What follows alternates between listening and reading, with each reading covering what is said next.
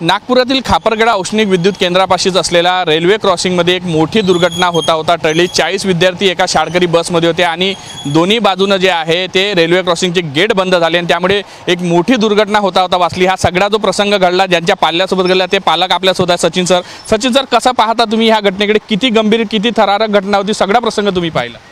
हो, सगळा प्रकार मी स्वतः समक्ष बघितला। मी पण त्या ट्रॅफिकमध्ये अटकलेलो होतो आणि मी पण मुलाची वाट बघत होतो की अजून मुलगा घरी आला का नाही।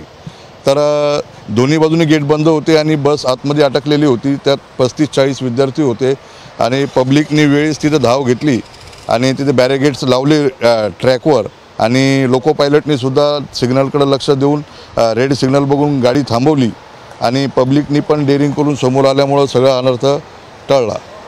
40 विद्यार्थी सर होते त्यावेळेस मुलांच्या काय भावना होत्या? भीतीने घाबरून गेले होते अशी माहिती मिळते। हो, ट्रेनचा आवाज आल्यानंतर सगळे मुलं रडायला लागली होती, आक्रोश करायला लागली होती आणि त्यांना सर्वच मुलं अतिशय घाबरून गेलेली होती। सर चालकाची कुठेतरी चूक होती, त्याच्यावर कारवाई झाली? ही वसाहतीसाठी तुम्ही खाजगी बस नेमलेली आहे?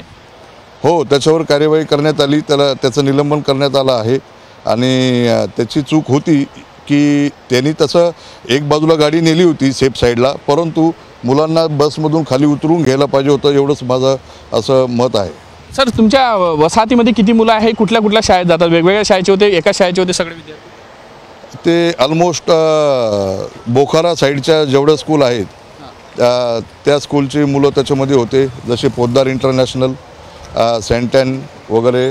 सर तुम्ही पालक म्हणून काय धन्यवाद द्याल? लोको पायलटनं समय सूचकता 100 मीटरवर फक्त ती ट्रेन येऊन थांबली, 100 मीटरवर, आणि मोठी दुर्घटना टळली। त्या लोको पायलटसाठी स्पेशली माझ्याकडून थँक्यू आहे।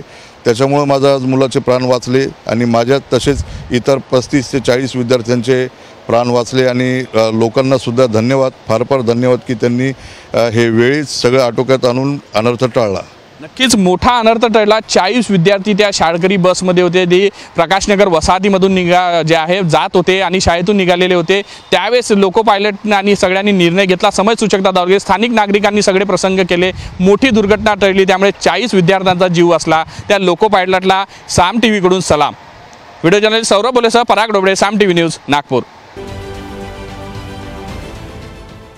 देश विदेशातील प्रत्येक घडामोडींचे लाईव्ह अपडेट मिळवण्यासाठी आता साम टीव्हीच्या सर्व सोशल मीडिया प्लॅटफॉर्मला लाईक, फॉलो आणि सबस्क्राइब करा। तसंच सर्व नोटिफिकेशनसाठी बेल आयकॉन प्रेस करायला विसरू नका।